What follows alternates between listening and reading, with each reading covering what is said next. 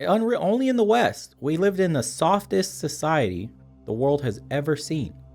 I wonder what end stage Roman Empire looked like. It had to be like this. Like the equivalent of the end stage Roman Empire had to be this soft, decadent empire that had absolutely nothing to do.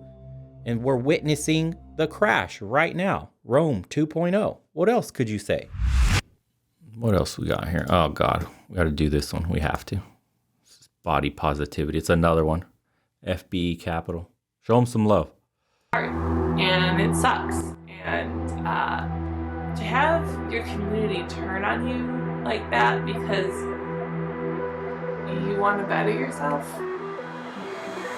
Not only have I chosen to remain fat and happy instead of thin and miserable, It's a paradox. but I also don't care if it puts me at high risk of heart disease and diabetes. I do not allow intentional weight loss. Pause, please. Bruh. Look at him. Look at him.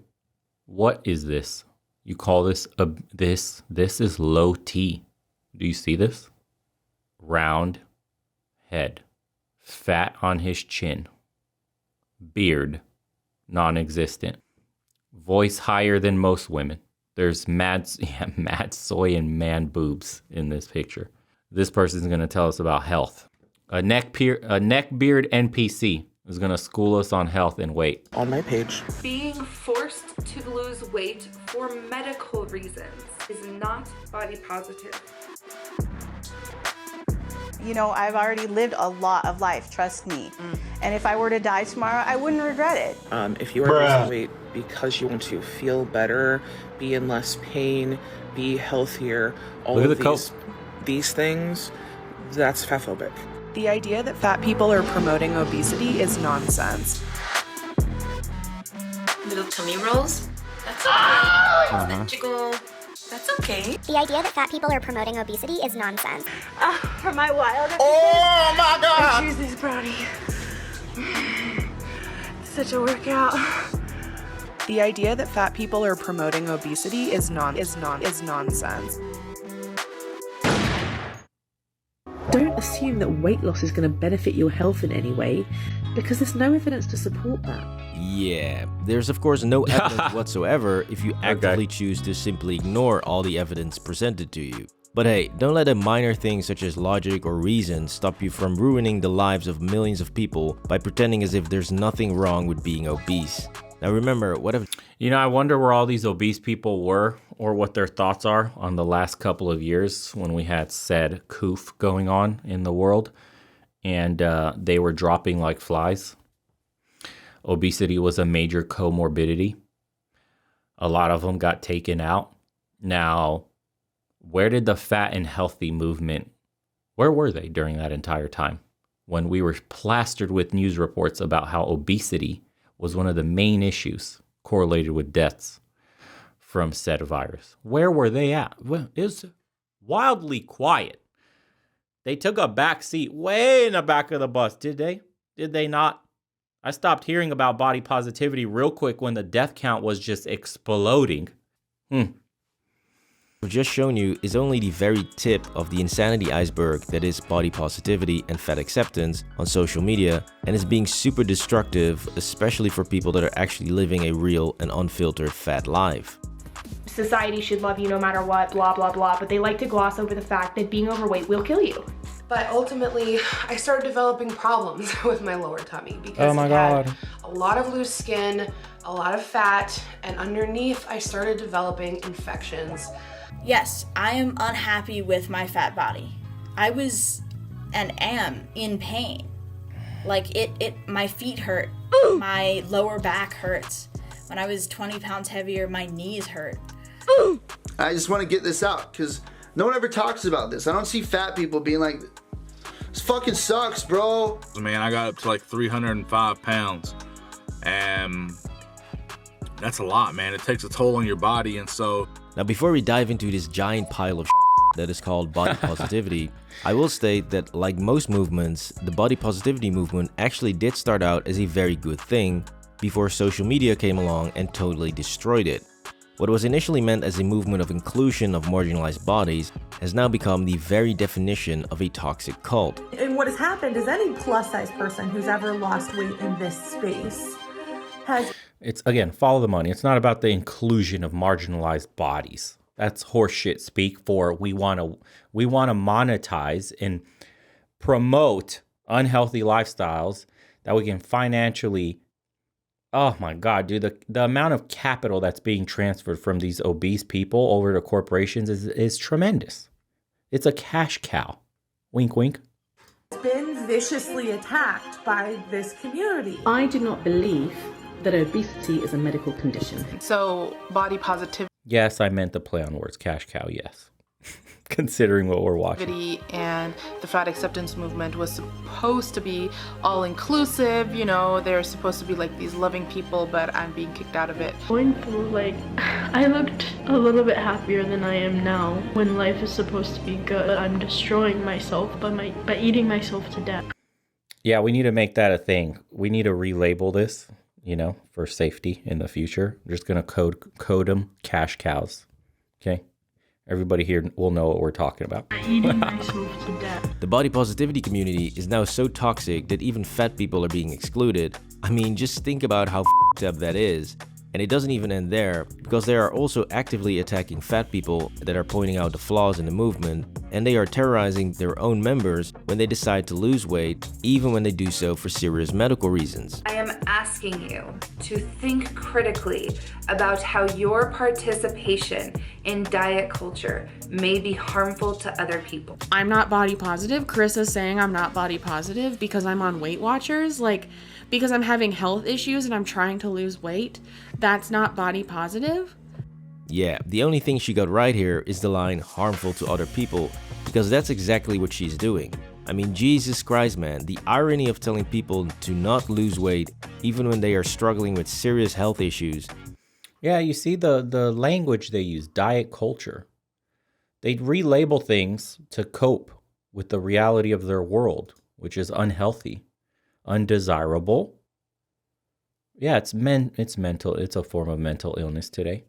Nobody wants any of these people. That's the truth. They're not attractive, and you're a phobic, and we don't want to. What is it? It's white supremacy. It's propagated by straight white males. You know, the female body, and we don't want to live up to these patriarchal systems of what the standards for beauty are. And then, it's like buzzwords that they constantly use to try to make themselves feel better while they're gluttons and can't stop stuffing their mouths, and nobody looks their way, and they sweat when they walk up 2 flights of stairs, and it feels like their hearts are about to give out, and they're weighing down the medical system. We're paying for all their shit. They're on like 20 million pills just to be alive.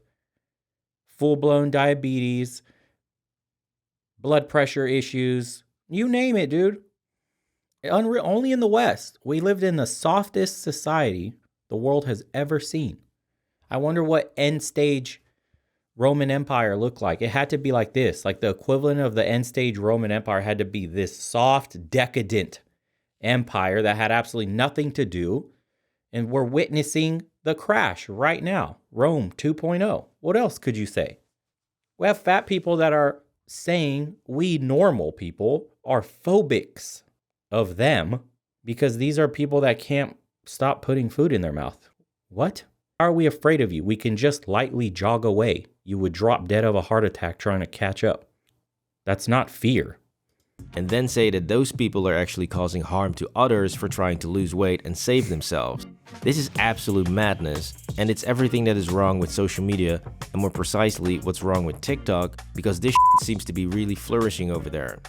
If you're on TikTok and are struggling with weight loss or self-confidence about your body, chances are you are getting bombarded with body positivity content, and even more dangerously, positive reinforcement on your bad eating habits, on gaining weight, and on adopting an overall unhealthy lifestyle, which has ended up hurting millions of people and is seriously messing with teenagers' minds. So personally, I experienced a lot of praise for being fat, for being overweight and embracing myself, but I personally wasn't happy. I don't enjoy being this size. I don't enjoy being overweight, it became so You can't say that though. Because on a daily basis, literally like an hourly basis, I was receiving so much positive feedback. You're amazing, you're this, you're that.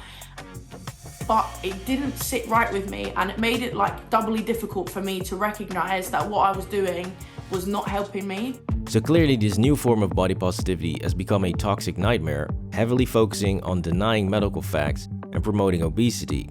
So if you think that this is actually hurting a lot of people, then drop a like and comment on the video to help show more people what's actually going on. Now, one more thing that we need to discuss when we're talking about body positivity and fat activism is defining what being fat actually is. Because more and more people are saying that the most famous plus size model on the planet, Ashley Graham, is not plus size at all, and that fat people, or larger bodies as they say, are oppressed, that nobody wants to date them, and that fat people lose out on job opportunities. But is that really what's going on here? Because the last time I checked, this is the most successful artist at the moment, and I'm pretty sure she got there while being very, very overweight. So what's going on here, and what is it to be fat? Well, here we have Eugenia Cooney. I think we can all agree that this is clearly unhealthy and that this person is anorexic.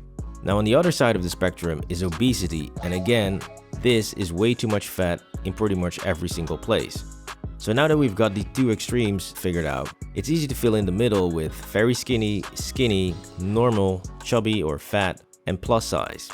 Now between normal and obese, you can literally find tens of millions of sexy and successful people that almost everybody would want to work with, date, meet, hang out with. So where is the oppression actually happening? Well, it's simple. Ironically, all those angry fat people that are saying that not all fat people are the same and not all fat people are lazy or unhealthy, they are completely missing their own point. Because yes, it's true, not all fat people are the same. Take these three fat girls for instance. One of these clearly looks more healthy, more positive, and more dateable. And that's not because it's because of her skin, her facial structure, her hair, her attitude, and her energy. So all of those play a far more important role than just the number on the scale, as long as you're not obese. Because people like Tess Holliday, Lizzo, and hundreds of fat influencers are always saying, I'm healthy, I have no mobility issues, my tests show no diabetes or any blood problems. Well, there are two reasons for this. One, it's social media, so obviously many people are just lying to you. We've seen plenty of fake vegans, fake rich kids, and even fake terminally ill kids. So yeah, don't be surprised if the majority of these fat activists are simply lying about their actual health problems to keep their community and to build a bigger platform that is also providing them. Yeah, you know what a test to fitness is? So simple, dude. Make these obese people walk a mile on camera nonstop. And then we'll see them complain about their back, their knees, their heart. They can't breathe. They're sweating to death. That's all you got to do. You want to do a real test of your overweight fitness? Just walk a mile on camera. Talk to us. Walk and talk. Walk a mile and talk. Watch how they're... I need water. So healthy, bro. Totally no diabetes. No blood pressure issues. No, nothing at all. No strained heart. Nothing. But you sound like you're on the cusp of death. With millions of dollars, so clearly there's a major incentive to lie here. However, for the ones that are telling the truth and are not suffering from any disease or symptoms, and thus have perfect test results, for those, there's a very simple explanation. Now here's the problem with having a fatty liver. The symptoms don't occur right away. They take many years because the fat can then obstruct certain things in the liver, like the mitochondria, that then lead to inflammation, that then leads to insulin resistance, and then more insulin, more fat, and then scar tissue. You see, in a lot of these cases, these test results that they are referring to simply cannot detect serious damage until it's too late. Your liver needs to be almost completely destroyed to start showing up in test results, and as long as your pancreas can keep up with the insane high demand for insulin, you might just appear to be perfectly fine. So it's very easy for fat activists to say that they are fine and that there's no danger of being obese, since it will take many years, several decades even, for real problems to show up. Local thanks, brother. It's not that diabetes and heart disease runs in their family, it's that nobody runs in their family. Exactly. Especially if you are still in your early teens, then you might not experience any health problems until you're in your late 30s or 40s. However, the mobility... Question, yes or no. Does chat consider parents who allow their kids to become obese, morbidly obese, and follow in their bad diet habits? Is that considered abuse? Yes or no? Problems and everyday practicality problems are far more obvious, and they will hit you very quickly.